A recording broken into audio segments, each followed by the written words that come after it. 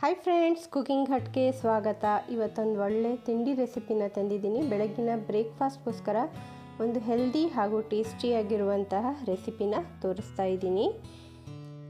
ಇಲ್ಲಿ ನಾನು 1 ಕಪ್ ಅಕ್ಕಿಯನ್ನು ನೆನೆಸಿ ಇಟ್ಟಿದ್ದೀನಿ. ನಾನು ರಾತ್ರಿನೇ ನೆನೆಸಿಟ್ಟಿದ್ದೆ. ನೀವು ಬೇಕಾದರೆ ಒಂದು 2-3 ಅವರ್ಸ್ ಮುಂಚೆ ಬೇಕಾದರೂ ಚೆನ್ನಾಗಿ ತೊಳೆದು ನೆನೆಸಿಬಿಟ್ಟು ಇಡಿ. ಹಾಗೆ 1 ಕಪ್ ಅಕ್ಕಿಯನ್ನು ಇಲ್ಲಿ ನಾನು ತೊಗೊಂಡಿದ್ದೀನಿ. White rice. ಇಲ್ಲಿ ಒಂದು ಮಿಕ್ಸಿ ಜಾರನ್ನು ತೊಗೊಂಡಿದ್ದೀನಿ. ಇದರಲ್ಲಿ ನೆನೆಸಿಟ್ಟಿರುವಂತಹ ಅಕ್ಕಿಯನ್ನು ಇಲ್ಲಿ ನಾನು ಹಾಕ್ತಾ ಇದ್ದೀನಿ. ಹಾಗೆ ಯಾವುದಾದ್ರೂ ಅಕ್ಕಿ ನೀವು ತಗೋಬೋದು. ರೇಷನ್ ಅಕ್ಕಿ ಅಥವಾ ದೋಸೆ ಅಕ್ಕಿ, ಇಡ್ಲಿ ಅಕ್ಕಿ ಯಾವುದಾದ್ರೂ ತಗೋಬೋದು. ಇಲ್ಲಿ ಅದರೊಟ್ಟಿಗೆ ನಾನು 1 ಕಪ್ಪಷ್ಟು ಇಲ್ಲಿ ನಾನು ರವೆಯನ್ನು ಹಾಕ್ತಾ ಇದ್ದೀನಿ. ಇಲ್ಲಿ ಯಾವ ರವೆ ಆದರೂ ಹಾಕ್ಬೋದು ನೀವು. ಸಣ್ಣ ರವೆ ಅಥವಾ ಬಾಂಬೆ ರವೆ, ಯಾವ ರವೆ ಇದ್ದರೂ ಅದನ್ನು ಇಲ್ಲಿ ಹಾಕ್ಬೋದು. ಗ್ರೈಂಡೇ ಮಾಡ್ತೀವಲ್ಲ ಅದರೊಟ್ಟಿಗೆ. ಹಾಗೆ 1 ಕಪ್ಪಷ್ಟು ಮೊಸರನ್ನು ಹಾಕ್ತಾ ಇದ್ದೀನಿ. 1 ಕಪ್ ಅಕ್ಕಿ, 1 ಕಪ್ ರವೆ, ಹಾಗೆ 1 ಕಪ್ಪಷ್ಟು ನಾನಿಲ್ಲಿ ಮೊಸರನ್ನು ಹಾಕಿದ್ದೀನಿ. ಇವಾಗ 1-2 ಹಸಿಮೆಣಸಿನಕಾಯಿ ಹಾಕೋಣ. ಇಲ್ಲಿ ಒಂದು ಸ್ವಲ್ಪ ತೆಂಗಿನಕಾಯಿಯನ್ನು ಹಾಕ್ತಾ ಇದ್ದೀನಿ. ಇದು ಹಾಕೋದ್ರಿಂದ ಸಾಫ್ಟಾಗಿ ಬರುತ್ತೆ, ಹಾಗೆ ಟೇಸ್ಟ್ ಕೂಡ ತುಂಬ ಚೆನ್ನಾಗಿರುತ್ತೆ. ಸ್ವಲ್ಪ ತೆಂಗಿನಕಾಯಿ, 1-2 ಹಸಿಮೆಣಸಿನಕಾಯಿ. ಬೇಕಂದರೆ ನೀವು ಸ್ವಲ್ಪ ಶುಂಠಿ ಕೂಡ ಹಾಕಿ ರುಬ್ಬೋದು. ಇದನ್ನು ನೈಸಾಗಿ ನಾನಿಲ್ಲಿ ರುಬ್ಕೊಂಡಿದ್ದೀನಿ. ಸ್ವಲ್ಪ ನೀರು ಹಾಕಿ ರುಬ್ಕೋಬೇಕು. ಜಾಸ್ತಿ ನೀರು ಹಾಕಬಾರ್ದು. ಸ್ವಲ್ಪ ನೀರನ್ನು ಹಾಕಿ ಸ್ಮೂತ್ ಬ್ಯಾಟರನ್ನು ನಾನಿಲ್ಲಿ ರೆಡಿ ಮಾಡ್ಕೊಂಡಿದ್ದೀನಿ. ಸ್ವಲ್ಪ ನೀರನ್ನು ಹಾಕಿದ್ದೀನಿ. ಹಾಗೆ ಸ್ವಲ್ಪ ಜೀರಿಗೆಯನ್ನು ಹಾಕ್ತಾಯಿದ್ದೀನಿ. ಇದಾದ ಮೇಲೆ ನಾನು ಇದನ್ನು ರುಚಿಗೆ ತಕ್ಕಷ್ಟು ಉಪ್ಪನ್ನು ಸೇರಿಸ್ಕೊಳ್ತಾ ಇದ್ದೀನಿ. ಉಪ್ಪನ್ನು ಸೇರಿಸ್ಕೊಂಡು ಇದನ್ನು ಇವಾಗ ಮಿಕ್ಸ್ ಮಾಡ್ಕೊಳ್ಳೋಣ ಸರಿಯಾಗಿ. ಇದಾದಮೇಲೆ 1-2 ಚಮಚದಷ್ಟು ನಾನು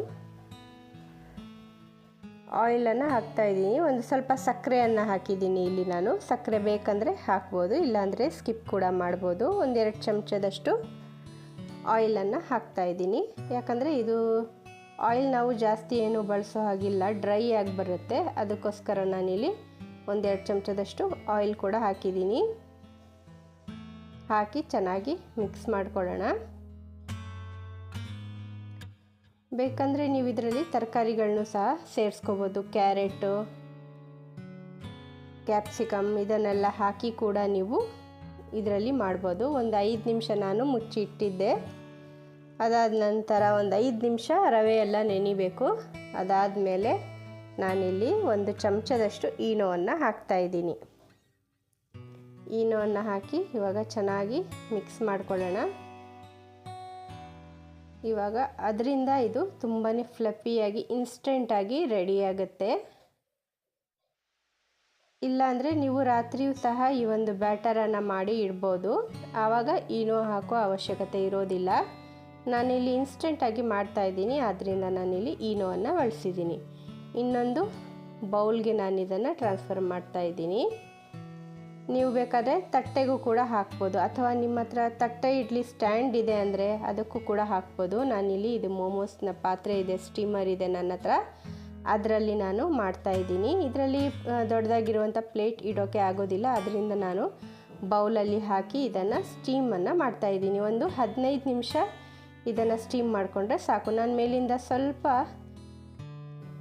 ಸಾಂಬಾರು ಪೌಡ್ರನ್ನು ಮೇಲಿಂದ ಹಾಕಿದ್ದೀನಿ. ನೀವು ಬೇಕಾದರೆ ಬಾಫತ್ ಪೌಡ್ರ್ ಬರುತ್ತಲ್ಲ ಅದನ್ನು ಹಾಕ್ಬೋದು, ಗನ್ ಪೌಡ್ರ್ ಅಥವಾ ಚಿಲ್ಲಿ ಪೌಡ್ರ್ ಕೂಡ ಮೇಲಿಂದ ಸ್ವಲ್ಪ ಹಾಕಿದ್ರೆ ನೋಡೋದಕ್ಕೆ ಚೆನ್ನಾಗಿರುತ್ತೆ. ಅದಕ್ಕೋಸ್ಕರ ಹಾಕ್ಕೊಂಡಿದ್ದೀನಿ. ಇದು 15 ನಿಮಿಷ ಬೇಕ್ ಆಗಿದೆ. ಇವಾಗ ನಾನು ಇದನ್ನು ಸ್ವಲ್ಪ ಕಟ್ ಮಾಡ್ಕೊಳ್ತಾ ಇದ್ದೀನಿ. ಹಾಗೆ ಇದಕ್ಕೆ ನಾವು ಒಂದು ಒಗ್ಗರಣೆನ ಕೊಡಬೇಕಾಗಿದೆ, ಆದ್ದರಿಂದ ಇದನ್ನು ಕಟ್ ಮಾಡ್ಕೊಳ್ತಾ ಇದ್ದೀನಿ. ಬಿಸಿಯಾಗಿದೆ ಇದು ಇನ್ನು. ಇವಾಗ ಒಂದು ಒಗ್ಗರಣೆನ ಮಾಡೋಣ. ಇಲ್ಲಿ ಆಯಿಲನ್ನು ಸ್ವಲ್ಪ ಹಾಕ್ತಾ ಇದ್ದೀನಿ. ಆಯಿಲನ್ನು ಹಾಕಿ ಅದೇ ಜೀರಿಗೆ, ಸಾಸಿವೆ, ಕರಿಬೇವು, ಸ್ವಲ್ಪ ಹಸಿಮೆಣಸಿನ್ಕಾಯಿ ಇದನ್ನೆಲ್ಲ ಹಾಕ್ತಾ ಇದ್ದೀನಿ. ಇಲ್ಲಿ ಜೀರಿಗೆ ಹಾಕಿದ್ದೀನಿ, ಸಾಸಿವೆ ಹಾಕಿದ್ದೀನಿ, ಹಾಗೆ ಕಟ್ ಮಾಡಿರುವಂತಹ ಕರಿಬೇವು, ಹಸಿಮೆಣಸಿನ್ಕಾಯಿ, ಒಂದು ಅರ್ಧ ಲೋಟದಷ್ಟು ನಾನಿಲ್ಲಿ ನೀರನ್ನು ಸೇರಿಸ್ಕೊಂಡಿದ್ದೀನಿ. ನೀರನ್ನು ಸೇರಿಸ್ಕೊಂಡು ಈ ಒಗ್ಗರಣೆಯನ್ನು ಈ ಮೇಲಿಂದ ನಾನಿವಾಗ ಹಾಕ್ತಾಯಿದ್ದೀನಿ. ಎಲ್ಲ ಕಡೆ ಈ ಥರ ಸ್ಪೂನ್ ತಗೊಂಡು ಸ್ಪ್ರೆಡ್ ಮಾಡ್ತಾ ನೀರು ಹಾಗೆ ಒಗ್ಗರಣೆ ಎರಡು ಮಿಕ್ಸ್ ಮಾಡಿದ್ದೀನಲ್ಲ ಅದನ್ನೆಲ್ಲ ಇವಾಗ ಹಾಕ್ಕೊಳ್ಳೋಣ ಮೇಲಿಂದ. ಅದು ಚೆನ್ನಾಗಿ ಸೋಕ್ ಮಾಡ್ಕೊಳ್ಳುತ್ತೆ. ನೀರನ್ನು ಸೋಕ್ ಮಾಡಿಕೊಂಡು ಇನ್ನೂ ತುಂಬ ಚೆನ್ನಾಗಿ ರುಚಿ ಹಾಗೂ ಸಾಫ್ಟ್ ಆಗುತ್ತೆ. ಇಲ್ಲಿ ಮೇಲಿಂದ ಎಲ್ಲ ನಾನು ಹಾಕಿದ್ದೀನಿ. ಇದಾದಮೇಲೆ ಸ್ವಲ್ಪ ತಣ್ಣಗಾದ್ಮೇಲೆ ಇದನ್ನು ನಾವು ಕಟ್ ಮಾಡಿಕೊಂಡು ತೆಗಿಯೋಣ ಪೀಸಸ್ಗಳನ್ನ. ನೋಡಿ ಇಲ್ಲಿ ಸರ್ವ್ ಮಾಡಿದ್ದೀನಿ. ಇದನ್ನು ನೀವು ಕೆಚಪ್ ಜೊತೆ ತಿನ್ಬೋದು. ಮೇಲಿಂದ ಸ್ವಲ್ಪ ಕೊತ್ತಂಬರಿ ಸೊಪ್ಪನ್ನು ಹಾಕ್ತಾಯಿದ್ದೀನಿ. ಕೆಚಪ್ ಜೊತೆ ತೆಂಗಿನಕಾಯಿ ಚಟ್ನಿಯೊಂದಿಗೆ ತುಂಬಾ ರುಚಿಯಾಗಿ ಬರುತ್ತೆ. ಹಾಗೆ ಟೊಮೆಟೊ ಚಟ್ನಿ ಇದರಲ್ಲೂ ಸಹ ನೀವು ಇದನ್ನು ತಿನ್ಬೋದು. ಕಟ್ ಮಾಡಿ ನೀವು ಮಕ್ಕಳಿಗೆ ಟಿಫಿನ್ ಬಾಕ್ಸಲ್ಲಿ ಹಾಕಿ ಇದನ್ನು ಕಳಿಸ್ಬೋದು ಆರಾಮಾಗಿ. ತುಂಬಾ ರುಚಿಯಾಗಿ ಚೆನ್ನಾಗಿರುತ್ತೆ. ಸಿಂಪಲ್ಲಾಗೆ ಮಾಡಿದ್ದೀನಿ ನಾನು. ನೋಡಿ ಎಷ್ಟು ಚೆನ್ನಾಗಿ ಬಂದಿದೆ, ಎಷ್ಟು ಸಾಫ್ಟಾಗಿ ಬಂದಿದೆ ಅಂತ. ಚಟ್ನಿಯೊಂದಿಗೆ ತುಂಬಾ ರುಚಿಯಾಗಿರುತ್ತೆ. ಮಕ್ಕಳಿಗೂ ಸಹ ತುಂಬಾ ಇಷ್ಟ ಆಗುತ್ತೆ ಈ ಒಂದು ರೆಸಿಪಿ. ಹಾಗೆ ನನ್ನ ರೆಸಿಪೀಸ್, ನನ್ನ ಚಾನಲ್ ನಿಮಗೆ ಇಷ್ಟ ಆಗ್ತಾ ಇದೆ ಅಂದರೆ ನನ್ನ ಚಾನಲ್ನ ಸಬ್ಸ್ಕ್ರೈಬ್ ಮಾಡ್ಕೊಳ್ಳಿ. ಲೈಕ್, ಶೇರ್, ಕಾಮೆಂಟ್ಸ್ ಕೂಡ ಮಾಡಿ. ತುಂಬಾ ಸಾಫ್ಟಾಗಿ ರುಚಿಯಾಗಿ ಬಂದಿದೆ. ಈ ಒಂದು ರೆಸಿಪಿನ ಟ್ರೈ ಮಾಡಿ ನೋಡಿ. ಮತ್ತೆ ಸಿಗ್ತೀನಿ ಇನ್ನೊಂದು ಹೊಸ ರೆಸಿಪಿಯೊಂದಿಗೆ. ಅಲ್ಲಿವರೆಗೂ ಟೇಕ್ ಕೇರ್, ಬಾಯ್.